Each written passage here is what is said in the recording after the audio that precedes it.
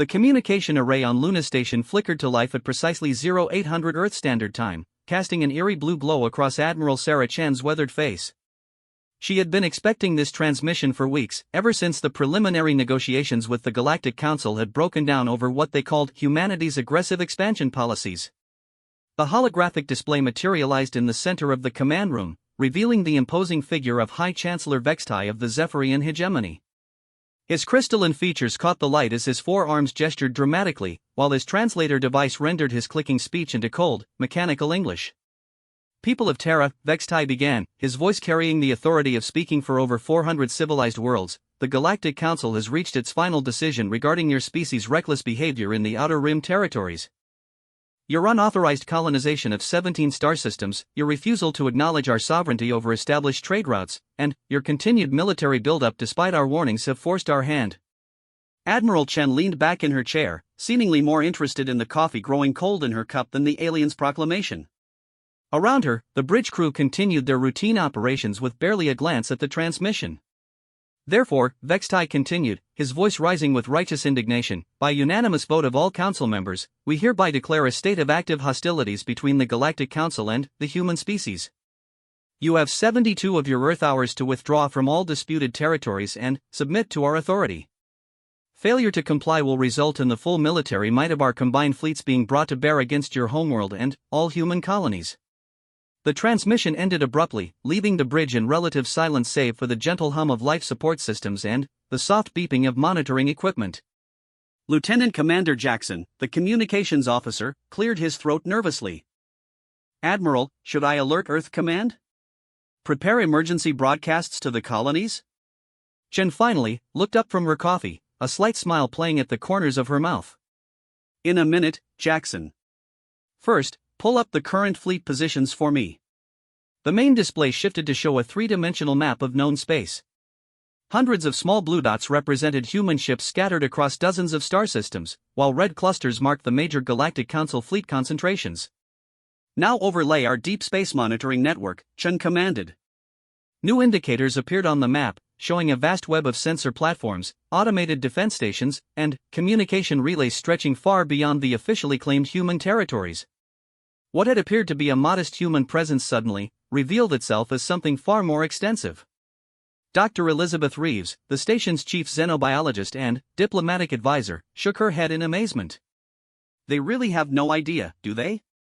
400 worlds, and they think we're the aggressors for colonizing 17 systems." Chen chuckled softly.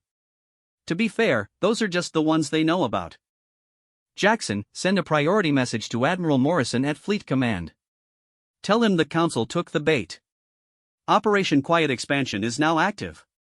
The young officer's fingers flew over his console. "Message sent, Admiral. What about the colony worlds? Should we begin evacuations?" "Evacuations?" Chen stood and walked to the main display, studying the tactical information with the practiced eye of someone who had spent decades in space. "Lieutenant Commander, how many ships did our long-range scouts report in the Council's primary battle fleet?" Jackson consulted his displays. "Approximately 12,000 vessels across all classes, Admiral. Intelligence estimates their total military strength at roughly 15,000 ships galaxy-wide." "Impressive numbers," Chen mused. "Dr. Reeves, remind me again how many species make up the Galactic Council?" The xenobiologist accessed her tablet.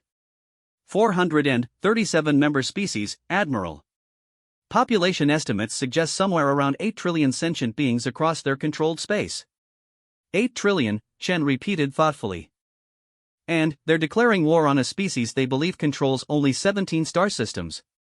That's either remarkable confidence or remarkable ignorance. She turned to face her senior staff, all of whom were now paying close attention despite their earlier casual demeanor. "Gentlemen, ladies, what the Council doesn't understand is that humanity has been preparing for this moment since we first detected their existence 40 years ago. They see us as a small, aggressive species that needs to be put in its place. What they don't see is that we've been watching them, learning from them, and, most importantly, expanding around them for decades." The display shifted again at Chen's gesture, revealing new information that made several officers gasp. The blue dots representing human presence didn't just show 17 systems. They showed over 300 systems, carefully hidden from Council sensors through a combination of advanced stealth technology and strategic misdirection. You see, Chen continued, while the Council was busy managing their vast bureaucracy and maintaining peace among 400 worlds, we were doing what humans do best. We were adapting, evolving, and preparing for the inevitable conflict. Every species in the galaxy has followed the same pattern. They expand to a certain point, join the Council, and then stagnate under the weight of committee decisions and diplomatic protocol. She gestured to the display showing the true extent of human expansion. We never stopped expanding. We just learned to be very, very quiet about it. The 17 systems they're demanding we evacuate? Those are our decoys. Our real colonies are spread across space they don't even know we've explored. Lieutenant Commander Jackson stared at the display in wonder. But, Admiral, how did we hide entire star systems from their sensors? Dr. Reeves smiled. It wasn't easy. We had to develop new technologies, new approaches to colonization. No massive energy signatures, no obvious industrial development, no broadcasts that could be detected by their monitoring networks. We essentially learned to build entire civilizations that were invisible to their detection methods. Chen nodded approvingly. The Council made a fundamental error in their assessment of humanity. They assumed we would follow the same patterns as every other species they've encountered. Expand aggressively, get noticed, get conquered or assimilated into their system. They never considered that we might be capable of expansion without detection. The bridge's main communication system chimed, indicating an incoming priority transmission from Earth. Jackson accepted the signal, and Admiral Morrison's weathered face appeared on screen. Sarah, Morrison said without preamble, I assume you've seen the Council's declaration? Indeed I have, Admiral. And, I've initiated Operation Quiet Expansion as planned. Morrison's expression was grim but determined. Good. The President has authorized Phase 2 of our contingency plans. We're going active across all hidden sectors. How long until the Council realizes what they're really dealing with? Shen considered the question carefully. Given their intelligence-gathering capabilities and bureaucratic response times, I'd estimate we have at least 6 months before they understand the true scope of our expansion. By then, it will be far too late for them to adapt their strategy. Excellent. And, our technological advantages? Dr. Reeves stepped forward to address the screen. Significant in key areas, Admiral Morrison. Our stealth capabilities are obviously superior, but, more importantly, our ship designs and tactical doctrines are optimized for the kind of fluid, fast-moving conflicts that the Council hasn't seen in centuries. Their fleets are designed for intimidation and pacification, not actual warfare against a peer-level opponent. Morrison nodded thoughtfully. What about their numbers advantage? Overwhelming in a traditional sense, Chen admitted. But, their ships are spread across hundreds of systems maintaining order and protecting established territories. They can't concentrate their forces without leaving their core worlds vulnerable, and they don't have the intelligence network to identify our real military assets. The conversation was interrupted by an alert from the sensor station. Ensign Martinez looked up from her console with excitement. Admiral, we're detecting hyperspace signatures consistent with the Council reconnaissance fleet. 12 ships, approaching the Kepler 442 system. Chen smiled. Kepler 442 was one of their decoy colonies, established specifically to reinforce the Council's misconceptions about human expansion. Perfect timing. Jackson, transmit our prepared response to the Council's ultimatum. Standard diplomatic language, expressions of regret, requests for negotiation. Yes, Admiral. Should I include our withdrawal timeline? Make it sound reluctant but compliant. Suggest we'll need 6 months to properly evacuate our extensive colonial infrastructure. That should buy us the time we need. Dr. Reeves raised an eyebrow. 6 months to evacuate 17 systems seems excessive even for human bureaucracy. Which is exactly what the Council will think, Chen replied. They'll see it as typical human inefficiency and accept the timeline. Meanwhile, we'll be using those 6 months to complete our real preparations. The tactical display updated to show the approaching Council fleet. The ships were impressive by most standards, each one roughly the size of a human dreadnought but, with the elegant, curved lines characteristic of Zephyrian engineering. Their formation was precise, their approach predictable, and their scanning patterns exactly what human intelligence had predicted. "They're following the Standard Council reconnaissance protocol," observed Commander Hayes, the station's tactical officer. "Active sensors, broad spectrum analysis, no attempt at stealth or deception." Chen nodded. "Why would they hide?" "As far as they know, they're investigating a primitive species with limited technology and no real military capability. They have no reason to expect resistance or sophisticated countermeasures." The irony wasn't lost on anyone present. The Council's supreme confidence in their technological and numerical superiority had blinded them to the possibility that humanity might have developed along different lines. While they had focused on maintaining stability across their vast empire, humans had focused on innovation, adaptation, and strategic thinking. "Admiral," Jackson reported, "the Council fleet is requesting permission to enter the Kepler 442 system for inspection purposes." "Granted," Chen ordered. "And make sure our people there give them a good show. I want them to see exactly what we want them to see." As the Council ships moved toward their target, Chen reflected on the path that had brought them to this moment. Humanity's first contact with the Galactic Council had been peaceful enough, but it hadn't taken long for human leaders to recognize the fundamental differences in philosophy and approach. The Council valued order, predictability, and control. Humans valued freedom, growth, and the right to determine their own destiny. The conflict had been inevitable from the moment humans refused to accept limitations on their expansion. What the Council hadn't anticipated was humanity's ability to continue that expansion while maintaining the illusion of compliance with galactic norms. "The beauty of it," Chen mused aloud, "is that they're fighting the war they expect, not the war we're actually fighting. They see this as a simple matter of forcing a rebellious species back into line. They have no idea they've just declared war on a civilization that's been preparing for this exact scenario for 4 decades. The communication console chimed again, this time with a direct message from the human colony at Kepler 442.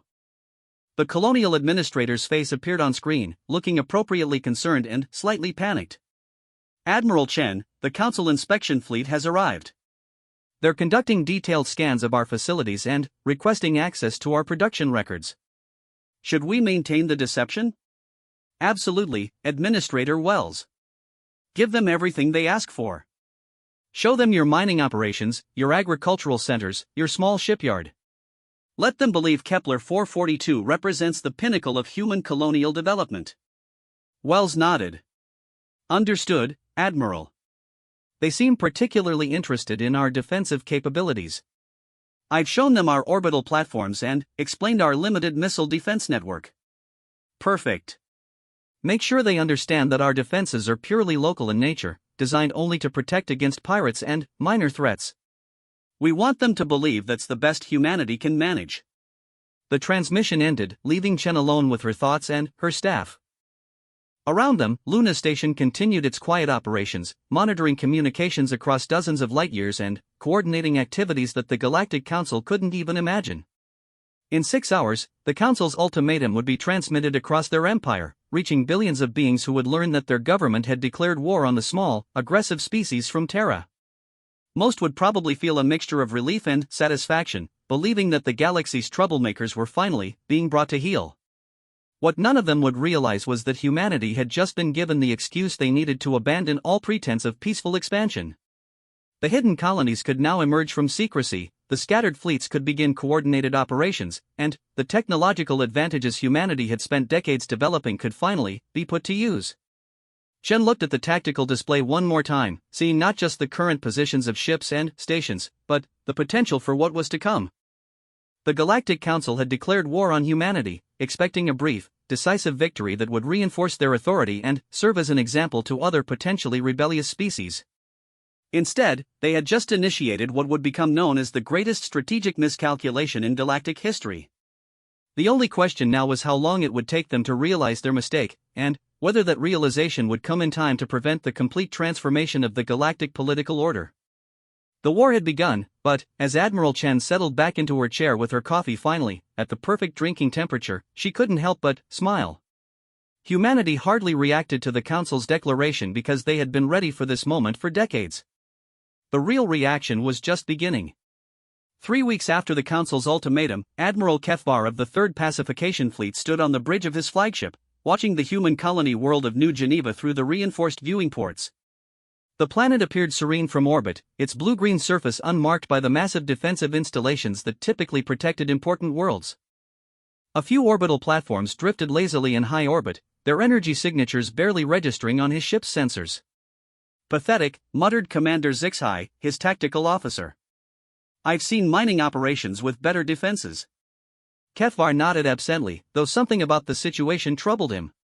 Intelligence reports had described humanity as aggressively expansionist, yet their military capabilities seemed almost primitive by galactic standards. Their ships were crude-looking affairs with none of the elegant curves or energy-efficient designs that marked advanced civilizations. Their colonies showed no signs of the massive industrial complexes that should have supported their supposed expansion. "Sir," reported his communications officer, "we're receiving a transmission from the planetary governor. They're requesting terms for surrender." "Already?" Kethvar's mandibles clicked in surprise. "We haven't even begun our attack."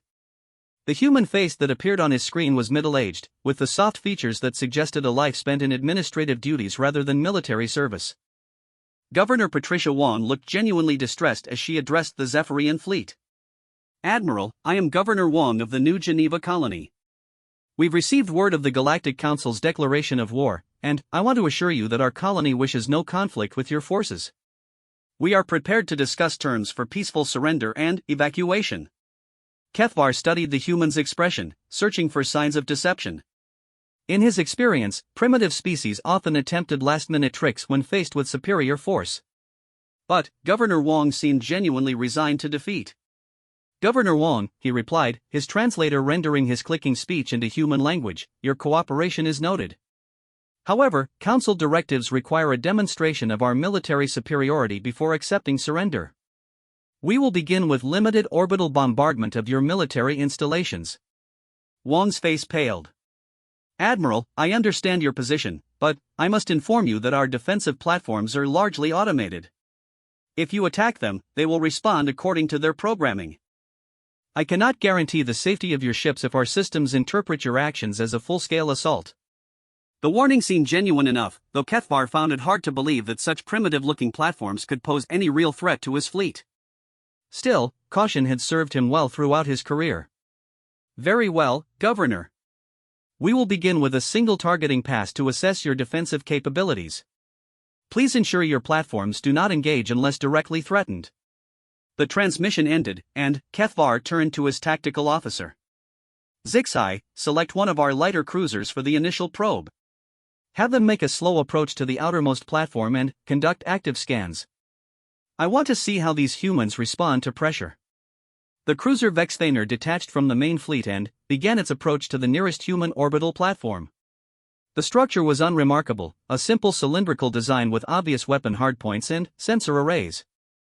As the Zephyrian ship drew closer, passive scans revealed the platform's basic specifications: standard fusion reactor, primitive missile launchers, and what appeared to be some form of kinetic weapon system. "Sir," reported the sensor operator, "the human platform is responding to our approach. They're bringing weapons online and adjusting their targeting systems." Kethvar watched the tactical display with professional interest. The human platform's response time was actually quite impressive, suggesting better automation than he had expected. Still, a single platform against a heavy cruiser was hardly a fair match. "Vexthaner reports ready to engage," Zixai announced. "Shall I give the order to fire?" "Proceed." One precision shot to disable their primary weapon systems. The cruiser's main particle beam lanced out across space, striking the human platform's forward section with surgical precision. Kethvar expected to see the platform's systems shut down, its weapons go dark, perhaps some visible damage to demonstrate Zephyrian technological superiority. Instead, the platform's response was immediate and devastating. A stream of projectiles erupted from what had appeared to be a simple kinetic weapon mount, moving at velocities that made Kethvar's sensors recalibrate their readings twice. The round struck Vexthaner's shields with such force that the entire cruiser shuddered visibly, its energy barriers flaring and collapsing within seconds. "What in the void was that?" Zixai's voice carried a note of disbelief.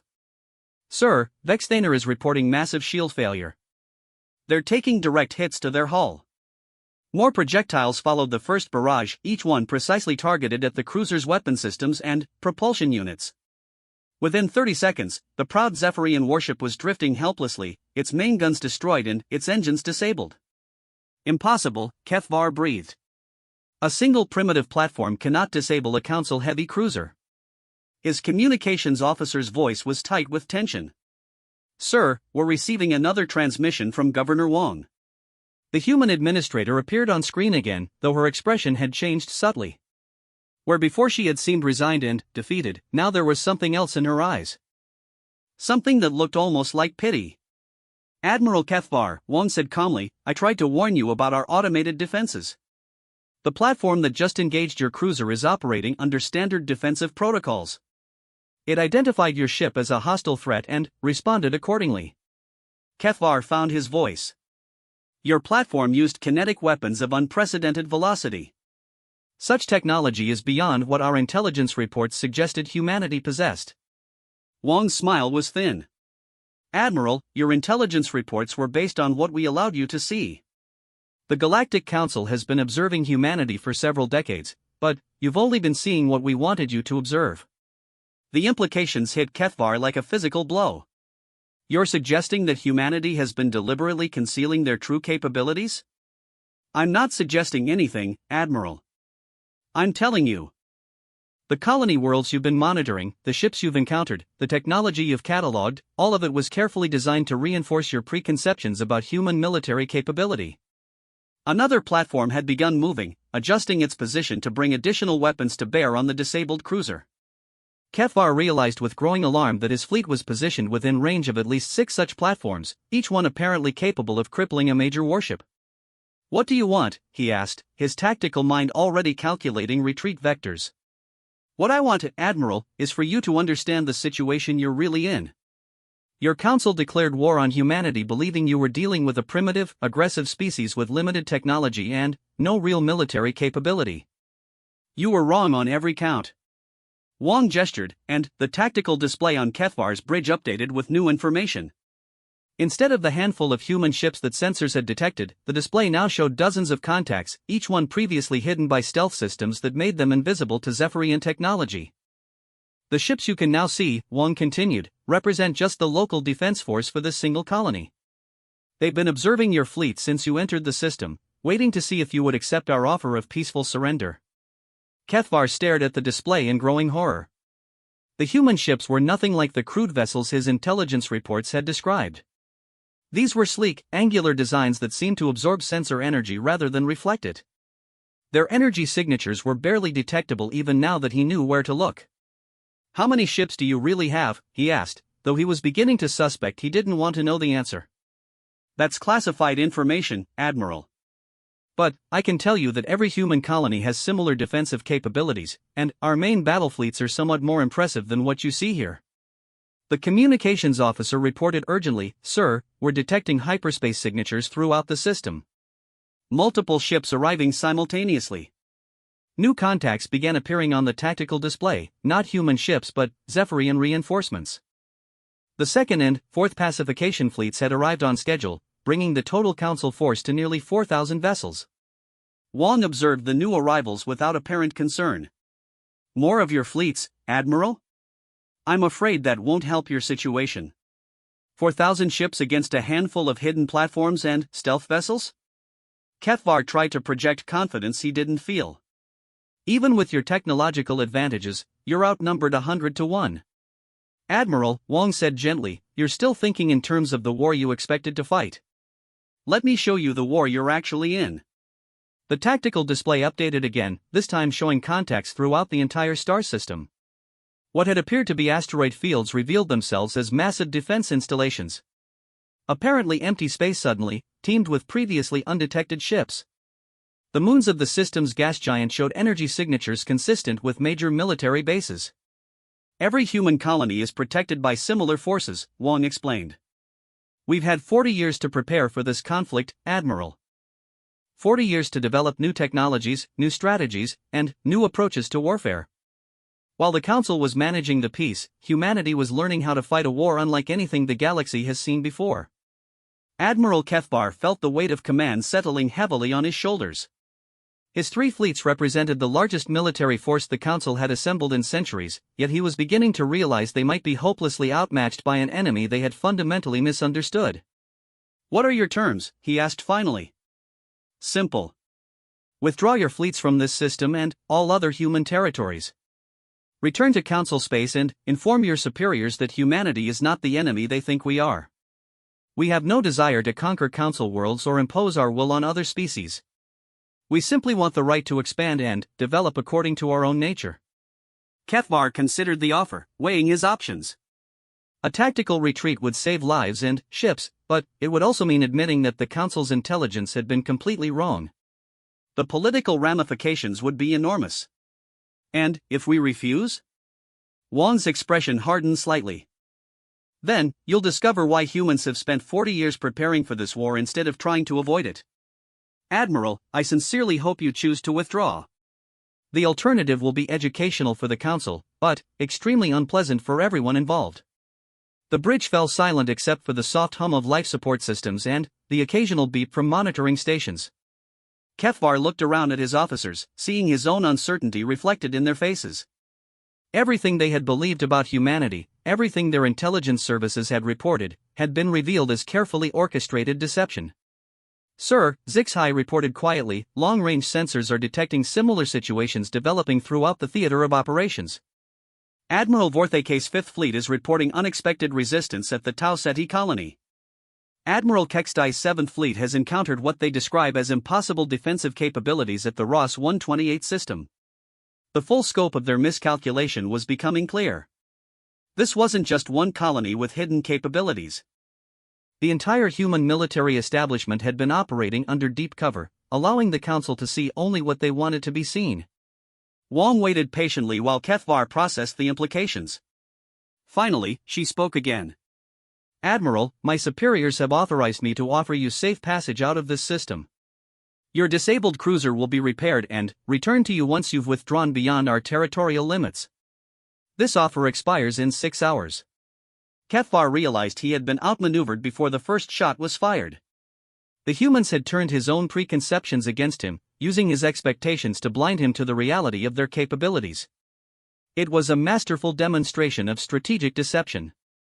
"I need to consult with my fellow fleet commanders," he said finally. "Of course. But, Admiral, I should mention that similar offers are being made to all Council forces throughout human space. Some of your colleagues have already chosen to accept our terms. Others are learning about human military capabilities through more direct experience." The transmission ended, leaving Kefvar to contemplate the most difficult decision of his military career. Around him, the bridge crew waited for orders while the tactical display continued to update with new information about human forces that had been hiding in plain sight. For the first time in his long career, Admiral Kefbar found himself wondering if the Galactic Council had bitten off more than they could chew. The humans had declared war, not through grand gestures or angry proclamations, but through quiet preparation and patient planning. They had turned the Council's own confidence against them, using superior intelligence and strategic thinking to gain advantages that numbers alone couldn't overcome. The question now was whether the Council would be wise enough to recognize their mistake before it was too late. Looking at the tactical display showing hundreds of previously hidden human assets, Kefvar suspected that recognition might come at a very high price.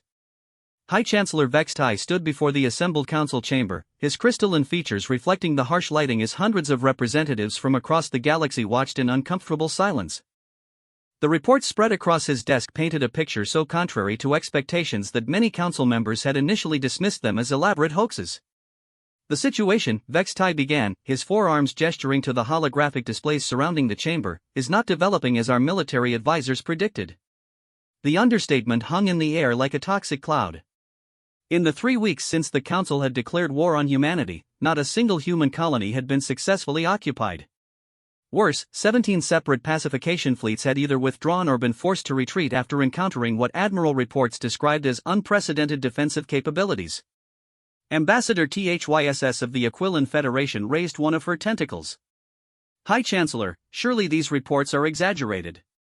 No species could have hidden such extensive military capabilities from our intelligence services for decades." Vextai activated the central holographic projector, displaying a three-dimensional map of the combat zones. Red markers indicated Council fleet positions, while blue showed confirmed human military assets.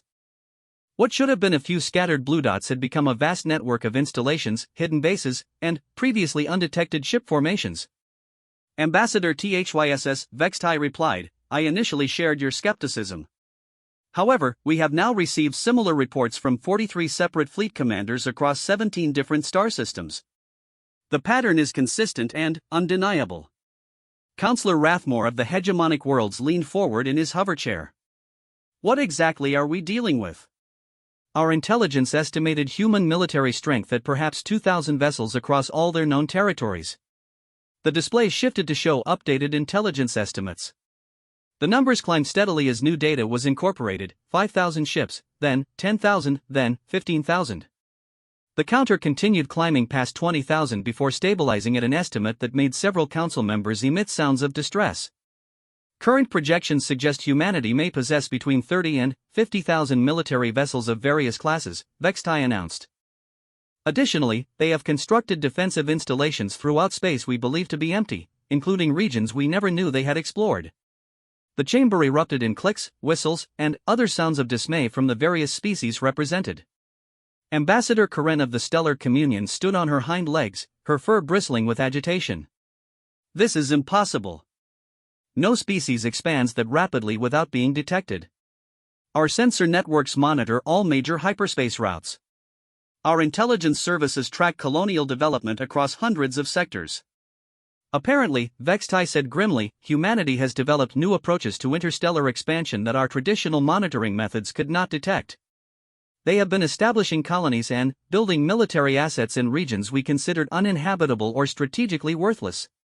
He activated another display, showing detailed scans of a system the Council had designated as empty space. The reality revealed extensive human infrastructure built around previously overlooked resources and strategic positions. "They built entire civilizations where we saw only empty space," continued the High Chancellor. "They established supply lines through hyperspace routes we didn't know existed. They developed stealth technologies that make their vessels nearly invisible to our sensors. Most importantly, they did all of this while maintaining the appearance of a small, primitive civilization that posed no real threat." Councillor Vorth of the Machine Collective processed this information with mechanical precision. Query: what are their technological capabilities relative to Council standard? Vextai's mandibles clicked nervously. "In some areas, comparable to our own. In others, significantly advanced.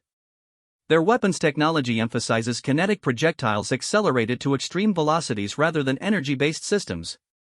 Their defensive systems appear designed specifically to counter Council military doctrine. Their stealth capabilities are beyond anything in our current arsenal." The implications were staggering. The Galactic Council had built its authority on the assumption of technological and numerical superiority. The idea that a supposedly primitive species had not only matched their capabilities but had specifically designed systems to counter Council advantages threatened the foundation of galactic order. Ambassador Kexhai of the Trade Consortium raised a valid concern. "High Chancellor, if humanity possesses such capabilities, why did they not reveal them during our initial negotiations? Why maintain the deception?" "An excellent question," Vextai replied. "I believe the answer lies in understanding human psychology and strategic thinking. Rather than seeking to join our existing order, they appear to have been preparing to challenge it from the beginning." He activated a recording of a recent transmission from Admiral Chen of the human Luna Station. The human appeared calm and professional as she addressed a Council delegation that had attempted to negotiate a ceasefire. "The Galactic Council operates on the principle that all sentient species should submit to your authority in exchange for peace and protection," Chen had said in the recording. "Humanity rejects this fundamental premise. We believe in the right of self-determination, the freedom to expand and develop according to our own nature, and the principle that no single authority should control the destiny of multiple species." The recording continued with Chen outlining humanity's actual territorial claims, which extended far beyond the 17 systems the Council had demanded they evacuate. The true scope of human expansion covered nearly 300 star systems, with ongoing exploration pushing into previously unknown regions of space. "They never intended to accept our authority," Vextai explained to the assembled Council members. The negotiations were simply a way to gather intelligence about our capabilities while completing their own preparations. When we declared war, we gave them the excuse they needed to abandon all pretense of compliance. Counselor Thysek of the Defense Coalition asked the question many were thinking. What does this mean for our military operations? Can we still achieve victory through conventional means?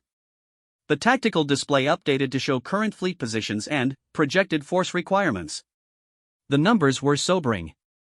Council forces were spread across hundreds of systems, maintaining order and protecting established territories. Concentrating enough ships to overwhelm human defenses would require leaving entire sectors vulnerable to internal unrest or external threats. Our military advisors estimate that defeating humanity would require deploying 60 to 70% of our total fleet strength in a sustained campaign lasting several years, HFY announced. This would leave our core territories dangerously exposed and could destabilize the entire galactic order. The chamber fell silent as council members contemplated the implications. The Galactic Council's strength had always been based on the assumption that they would never face a peer-level opponent.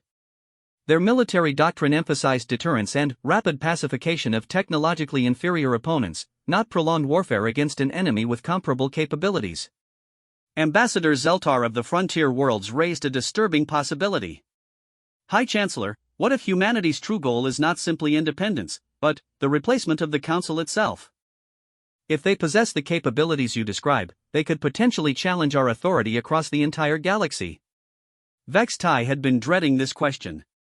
Recent intelligence reports suggested that human expansion was continuing even during the current conflict, with new colonies being established in strategic locations throughout Council space. More troubling, several non-Council species had begun responding to human diplomatic overtures, apparently intrigued by alternative approaches to interstellar governance. That possibility cannot be dismissed, he admitted.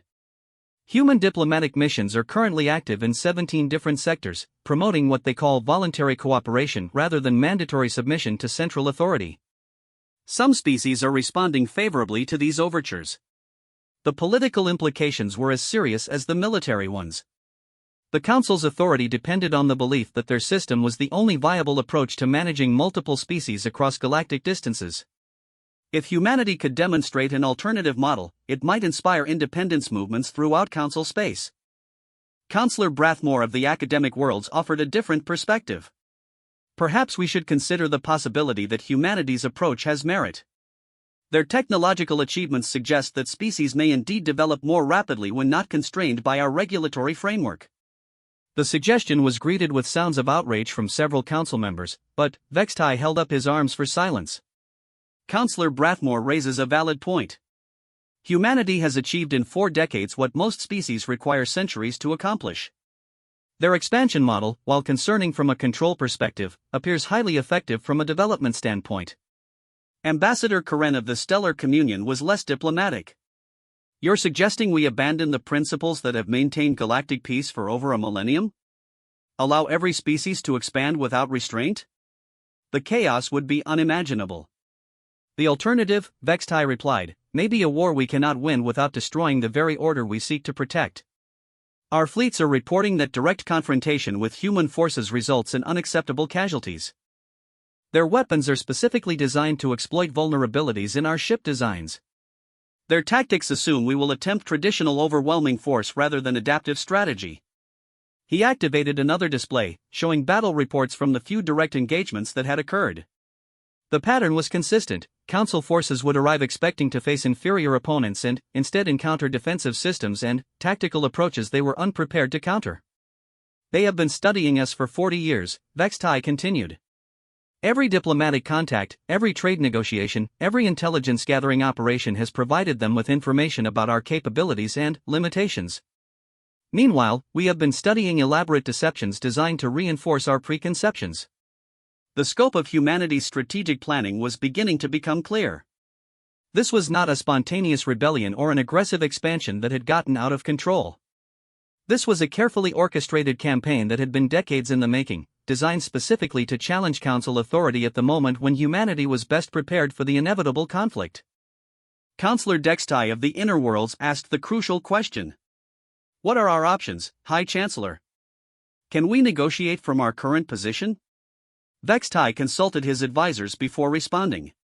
Humanity has indicated willingness to discuss what they called mutual recognition of sovereignty. They would acknowledge Council authority over current member worlds in exchange for recognition of human territorial claims and the right to continue expansion without interference. And if we refuse? Then, we face a prolonged conflict against an opponent who has been preparing for this exact scenario for 40 years. An opponent who possesses significant technological advantages in key areas and who has demonstrated the ability to inflict serious casualties on our forces while remaining largely undetected until they choose to engage. The chamber remained silent as council members contemplated their options. The choice was between accepting a fundamental challenge to their authority or fighting a war that could destroy the galactic order they sought to preserve. Finally, Ambassador THYSS spoke for many when she asked, "How did we miss this? How did our intelligence services fail so completely to detect the scope of human capabilities?" Vexed Eye's response was perhaps the most troubling aspect of the entire situation. Because humanity understood us better than we understood them. They knew exactly what we expected to see, and they made sure we saw it. While we were congratulating ourselves on monitoring a primitive, aggressive species, they were building the capabilities necessary to challenge everything we represent. The war had begun with the Council's declaration, but, as the assembled representatives were beginning to realize, humanity had been fighting a different kind of war for decades.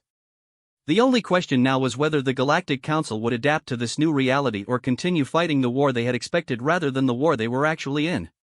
Outside the chamber windows, the lights of the galactic capital continued to shine as they had for centuries, but everyone present understood that the galaxy was changing in ways that none of them had anticipated.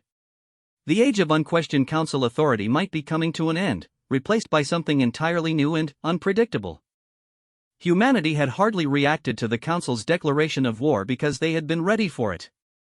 The real question was whether the Council was ready for humanity. Captain Maria Santos stood on the observation deck of the HSS Prometheus, watching as the massive human fleet completed its transition from hyperspace. Around her stretched a formation of ships unlike anything the galaxy had seen before, their dark hulls seeming to absorb light rather than reflect it. Each vessel bore the scars of rapid construction and the angular lines of purely functional design. "Fleet deployment complete, Captain," reported Commander Jackson from the bridge. "All ships report ready for Operation Lighthouse." Santos nodded, though her attention remained focused on the site beyond the reinforced windows. They had emerged at the edge of the Kepler 438 system, where intelligence reports indicated a major Council-supplied depot supported 3 separate pacification fleets. What the Council didn't know was that Kepler 438 contained one of humanity's oldest hidden colonies, established nearly 35 years ago under deep stealth protocols. "Any sign that we've been detected?" Santos asked. "Negative, Captain. Council sensors still can't penetrate our stealth fields at this range." Admiral Morrison sends his compliments and requests permission to begin Phase 1. Santos activated her communication system, connecting directly to Admiral Morrison aboard the flagship Endeavour. The veteran officer's weathered face appeared on her personal display, showing the strain of commanding the largest human military operation in history. "Admiral, the fleet stands ready. Are you certain about the timing?" Morrison's smile was grim but determined. "Maria, we've been planning this operation for 15 years. Every simulation, every wargame, every strategic analysis has pointed to this moment. The Council thinks they're fighting a defensive war against human expansion. It's time to show them they're actually fighting an offensive war for the future of galactic civilization." The communication channel expanded to include all fleet commanders as Morrison addressed the assembled force. "Ladies and gentlemen, what we do today will determine whether the galaxy continues under the Council's rigid control or embraces a new model of voluntary cooperation between equals. Operation Lighthouse is not about conquest. It's about demonstration." Captain Elena Vasquez of the HSS Defiant raised a concern that many shared. "Admiral, intelligence suggests the Council has over 8,000 ships protecting this sector. Even with our technological advantages, we're outnumbered 4 to 1. "Captain Vasquez," Morrison replied, "those 8,000 ships are spread across 12 different star systems, maintaining the Council's traditional defensive posture. They assume we'll attack their most valuable targets directly, allowing them to concentrate their forces for overwhelming counterattacks. Instead, we're going to show them why human tactical doctrine emphasizes mobility and surprise over simple numerical superiority." The tactical display updated to show the human fleet's actual composition. What appeared to be 500 ships revealed itself as nearly 2,000 vessels, many of them previously hidden by advanced stealth systems or disguised as civilian craft. More importantly, each ship had been specifically designed to exploit weaknesses in Council military doctrine. The Council builds ships for intimidation and rapid pacification of inferior opponents, Morrison continued. Their vessels are large, impressive, and designed to project power through sheer presence. Our ships are built for warfare against peer-level opponents, emphasizing speed, stealth, and concentrated firepower. Santos studied the tactical analysis that accompanied Morrison's briefing. Human ships were indeed smaller on average than their Council counterparts, but they mounted weapons systems that delivered far more destructive force per unit of mass. More importantly, they were designed for the kind of fluid, fast-moving engagements that exploited gaps in enemy formations rather than meeting them head-on. Phase 1 objectives are straightforward, Morrison announced. We neutralize the supply depot's defensive systems and capture their strategic reserves intact. This will force the Council fleets to either abandon their positions or attempt to counterattack without adequate logistical support. Either choice gives us the tactical advantage. Commander Sarah Chen of the HSS Horizon raised her hand. Admiral, what about civilian casualties? Intelligence suggests nearly 1 million non-combatants at the depot. Morrison's expression softened slightly. Commander, this is why we chose this target. The Kepler 438 depot is staffed primarily by human colonists who have been living under false identities for 3 decades. They're not prisoners to be rescued, they're allies who have been preparing for this moment as long as we have. The implications were staggering. Not only had humanity hidden entire fleets and military installations, they had placed personnel in key positions throughout Council space, gathering intelligence and preparing for coordinated action. The scope of the deception was beyond anything the Council had imagined. Sir, reported Lieutenant Commander Torres from the intelligence station, we're receiving confirmation codes from Kepler 438. Our people are in position and ready to disable the depot's defensive grid on your command. Santos felt a mixture of admiration and unease at the revelation. Humanity's strategic planning had included placing sleeper agents in positions throughout Council space, people who had lived entire lives under false identities while waiting for this moment. The dedication required for such a long-term operation was remarkable, but it also demonstrated humanity's commitment to challenging the existing order. Morrison activated the fleet-wide communication system. All ships, this is Admiral Morrison. Operation Lighthouse commences in 60 seconds. Remember, we are not here to destroy the Council's civilization, but to demonstrate that their monopoly on galactic governance is ending. Fight with precision, protect civilian lives, and show the galaxy what human military doctrine can achieve. The Prometheus began moving along with the rest of the human fleet, their formation shifting from a compact travel configuration to an assault pattern optimized for rapid strikes against multiple targets. Santos watched as hundreds of ships spread across space in a coordination that spoke of extensive training and perfect communication systems. 30 seconds to engagement, reported Commander Jackson. All weapons systems online, stealth fields at maximum efficiency. Santos had studied the tactical reports from earlier engagements, but this would be her first direct experience with human military capabilities in action. The weapons systems aboard Prometheus represented decades of development specifically focused on countering Council defensive technologies. Kinetic accelerators that could punch through energy shields, guided missiles with adaptive targeting systems, and electronic warfare capabilities designed to disrupt enemy coordination. Lighthouses go, Morrison announced. All ships, engage assigned targets. The human fleet seemed to dissolve into individual units, each one following precisely calculated attack vectors toward specific objectives. Santos watched as Prometheus and her escort group accelerated toward the depot's primary defensive platform, a massive structure that should have been capable of destroying any attacking force. Instead, the platform's weapons systems began shutting down systematically as hidden human personnel activated pre-placed infiltration programs.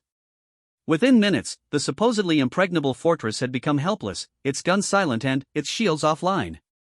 This is incredible, breathed Commander Jackson. The entire defensive grid is going dark without a shot being fired. Similar scenes played out across the star system as human infiltrators revealed themselves and began coordinating with the attacking fleet. Supply convoys that should have been fleeing to safety instead began transmitting docking codes to human ships. Communication relays that should have been calling for reinforcements instead began broadcasting human propaganda throughout the sector. Admiral Morrison to all ships, came the announcement. Phase 1 complete. Kepler 438 Supply Depot is under our control with 0 combat casualties. Begin Phase 2 immediately. Phase 2 was even more ambitious. Instead of consolidating their position and preparing for counterattack, the human fleet split into multiple groups and began simultaneous assaults on Council positions throughout the sector. Each group targeted critical infrastructure and supply lines rather than attempting to engage enemy fleets directly. Santos found herself commanding a strike force assigned to neutralize the Council's primary communication hub for the entire sector. The facility was protected by automated defenses and a small garrison fleet, but intelligence suggested that human infiltrators had been working there for over a decade. "Captain," reported the tactical officer, "we're detecting 12 Council ships guarding the communication facility. Standard defensive formation, but they're already responding to our approach." "Understood. Signal our infiltrators that we're beginning our approach." The Council ships began moving to intercept the human strike force, their formation textbook perfect for the kind of engagement their doctrine anticipated. What they didn't expect was for the communication facility itself to begin jamming their coordination frequencies while simultaneously providing targeting data to the attacking humans. The engagement that followed lasted less than 10 minutes. Human weapons, guided by perfect intelligence about Council ship vulnerabilities, systematically disabled enemy vessels without destroying them. Council crews found their ships helpless but intact, their weapons offline and their engines disabled. "Council flagship is requesting terms for surrender," reported the communications officer. Santos opened a channel to the enemy commander. The Zephyrian officer who appeared on screen looked stunned and confused, clearly struggling to understand how his force had been neutralized so quickly. "This is Captain Santos of the Human Space Forces. Your ships have been disabled but not destroyed. Your crews are unharmed. You may evacuate to the communication facility if you prefer, or remain aboard your ships as non-combatant prisoners." The Zephyrian's mandibles clicked in what Santos had learned was a sign of distress. "Captain Santos, how did you disable our ships without destroying them? Such precision is beyond any known military technology." "Commander," Santos replied, "humanity has spent 40 years preparing for this conflict. We've developed weapons and tactics specifically designed to counter Council military doctrine.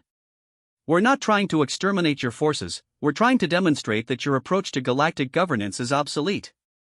Similar scenes were playing out throughout the sector as human forces systematically neutralized Council positions without causing unnecessary casualties. The message was clear: humanity possessed the capability to destroy Council forces, but chose instead to demonstrate superior military doctrine through precision and restraint. Admiral Morrison's voice came over the fleet communication system as reports of successful operations poured in from across the sector. "All ships, Phase 2 complete. We now control every major military installation and communication hub in this sector. Council forces have been neutralized with minimal casualties on both sides." Santos looked at the tactical display showing the results of Operation Lighthouse. In less than 6 hours, a human fleet had neutralized Council military presence across an entire sector while suffering 0 casualties and inflicting only minor damage to enemy forces. The demonstration of military superiority was undeniable. "Admiral," she transmitted, "what's our next objective?" Morrison's response carried the weight of historical significance.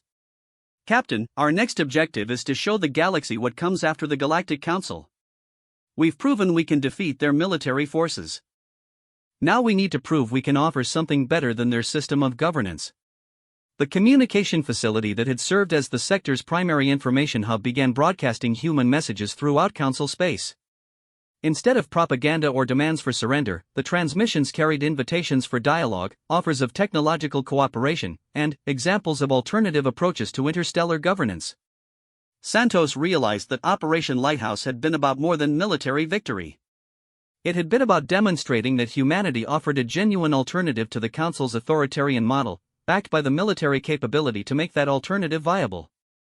The war was far from over, but the balance of power in the galaxy had shifted dramatically. The Council could no longer assume that superior numbers and established authority would be enough to maintain their control. Humanity had shown that their quiet preparation and strategic thinking could overcome traditional advantages. As the Prometheus set course for their next objective, Santos reflected on the broader implications of what they had accomplished. The galaxy was changing, and humanity had just announced that they intended to be the architects of that change rather than its victims. The Council had declared war expecting a brief, decisive victory. Instead, they were discovering that they had initiated a conflict that would reshape galactic civilization itself. 6 months after the Galactic Council's declaration of war, High Chancellor Vex Tai stood in what had once been the most powerful office in the known galaxy. The Grand Chamber overlooking the Council capital world seemed smaller now, diminished by the reality of how much the galactic political landscape had changed. Through the massive windows, he could see ships in the harbor below, but many of them now bore the distinctive angular profiles of human vessel design. Admiral Morrison sat across from Vex Tai at the negotiating table, flanked by representatives from 17 different species that had chosen to align themselves with humanity's alternative model of galactic governance. The human admiral looked tired but satisfied, bearing the weight of having orchestrated the most successful military campaign in recorded galactic history. High Chancellor, Morrison began, his voice carrying the quiet confidence of someone who held all the strategic advantages. I want to be clear that humanity seeks partnership, not domination. The terms we're offering reflect that principle. Vex Tai studied the documents spread before him, each one representing a fundamental change to the galactic order that had persisted for over a millennium. The proposed treaty didn't demand the Council's surrender or dissolution. Instead, it established humanity as an equal partner in galactic governance, with rights and responsibilities that matched their demonstrated capabilities. Your terms are surprisingly generous, Vex Tai admitted. I had expected demands for territorial concessions or tribute payments. Morrison smiled. High Chancellor, humanity didn't fight this war for conquest or revenge. We fought it to establish the principle that no single authority should control the destiny of multiple species. The galaxy is large enough for different approaches to governance. The treaty documents outlined a new structure for interstellar relations based on voluntary cooperation rather than mandatory submission. Member species could choose between the traditional council model or humanity's alternative approach, with both systems coexisting and competing through example rather than force. Ambassador THYSS of the Aquilon Federation, who had chosen to attend the negotiations despite her species remaining within the council structure, raised a tentacle in inquiry.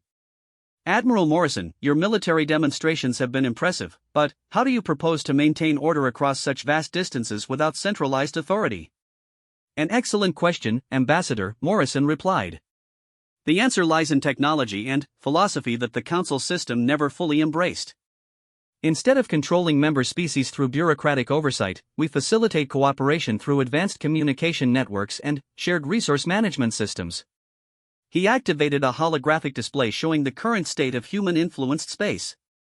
What had once appeared as isolated colonies and scattered outposts now revealed itself as an interconnected network of independent worlds linked by instantaneous communication and rapid transport systems. Every human colony maintains full autonomy over internal affairs, Morrison explained. Interstellar coordination occurs through voluntary participation in shared projects and mutual defense agreements. Species contribute according to their capabilities and interests rather than external mandates. Counselor Rathmore of the hegemonic world studied the display with professional interest. And if conflicts arise between member worlds? Without central authority, how do you prevent wars or territorial disputes? Morrison's expression grew more serious. By addressing the root causes of conflict rather than simply suppressing the symptoms. Our approach emphasizes economic cooperation, technological sharing, and cultural exchange.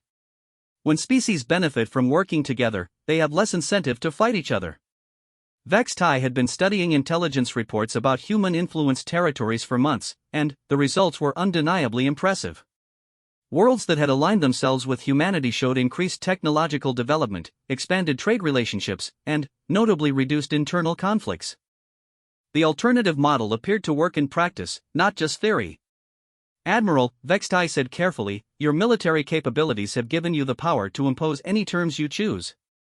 Why offer cooperation instead of demanding submission? Morrison leaned forward, his expression earnest. Because submission breeds resentment, and resentment eventually breeds rebellion. The council system worked for 1,000 years by suppressing that resentment through superior force. Humanity offers something different, a system where cooperation produces benefits for everyone involved. The evidence was difficult to argue with. In the 6 months since humanity had revealed their true capabilities, not a single human-aligned world had experienced internal rebellion or sought to return to Council authority. More troubling for the Council, several previously loyal member worlds had begun inquiring about alternative governance models. Dr. Sarah Chen, humanity's chief diplomatic advisor, addressed a concern that had been troubling many Council representatives. High Chancellor, we understand your worry about galactic stability. The transition from centralized to distributed governance won't happen overnight, and it doesn't need to be universal. She activated another display showing projected timelines for political reorganization. Our proposal allows for gradual change based on voluntary participation. Council worlds that prefer the traditional system can maintain their current structure. Worlds that choose our alternative can transition at their own pace with full support from both systems. The flexibility of the human approach contrasted sharply with the Council's traditional all-or-nothing membership requirements. Species could experiment with different governance models without abandoning the security that Council membership provided. Ambassador Karen of the Stellar Communion raised a practical concern. What about defense? The Council system has maintained galactic peace through collective security. How would your distributed model handle external threats or aggressive expansion by non-member species? Morrison's smile returned. Ambassador, I think recent events have demonstrated that distributed systems can be quite effective at collective defense. The difference is that our approach emphasizes prevention and deterrence rather than reactive suppression. The tactical displays updated to show the current disposition of human military forces. Rather than maintaining massive fleets at centralized bases, humanity had distributed smaller but more capable forces throughout their sphere of influence. Each world maintained adequate defenses while contributing to a network that could rapidly concentrate overwhelming force wherever needed. More importantly, Morrison continued, our approach emphasizes diplomacy and economic integration as the primary tools for preventing conflicts. Military force is always an option, but it's the last option rather than the first. Vextai found himself genuinely impressed by the sophistication of humanity's strategic thinking. They had not only developed superior military capabilities but had created an entirely new model for organizing interstellar civilization. The combination of technological innovation and political philosophy represented a genuine alternative to the Council system. Admiral Morrison, he said finally, speaking personally rather than as High Chancellor, I find your proposals intriguing. However, I must ask, what happens to the existing Council structure? You're essentially proposing to divide the galaxy into competing spheres of influence. Not competing, Morrison corrected gently. Complementary. The Council system serves the needs of species that prefer stability and centralized coordination. Our system serves those that prioritize innovation and local autonomy. Both approaches have merit, and both can coexist successfully. He gestured to the treaty documents. What we're proposing is formal recognition of political diversity rather than attempting to impose a single model on everyone. The galaxy is vast enough for multiple approaches to governance. Dr. Chen added supporting details. The treaty establishes protocols for cooperation between the two systems, including trade agreements, technology sharing, and joint responses to external threats. Council worlds and human-aligned worlds would maintain diplomatic relations and coordinate on issues of mutual interest. The implications were revolutionary. Instead of a single galactic government, there would be multiple systems competing through example and innovation rather than force. The model promised to unleash technological and social development that had been constrained by the Council's emphasis on stability over growth. Councillor Dextai of the Inner Worlds asked the question many were thinking. What guarantees do we have that humanity won't eventually seek to expand their influence through force? Your military capabilities clearly exceed our own. Morrison's response was immediate and emphatic. Counselor, the use of force contradicts everything we're trying to achieve. Our goal is to demonstrate that voluntary cooperation produces better results than imposed authority. Using force to expand our influence would undermine that principle completely. He paused, considering his next words carefully. Besides, forced conversion to our system would be counterproductive. The effectiveness of distributed governance depends on genuine commitment to the principles involved. Coercion would destroy the very foundations we're trying to build. Vextai studied Morrison's expression, searching for signs of deception or hidden agenda. What he found instead was genuine conviction backed by demonstrated restraint. Throughout the conflict, human forces had consistently chosen precision over destruction, offering terms rather than demanding surrender. Admiral, Vextai said slowly, I believe you are sincere in your intentions. However, political systems evolve over time. How can we be certain that future human leaders will maintain these principles? Morrison nodded appreciatively. An excellent question, High Chancellor. The answer lies in the structure of our system itself.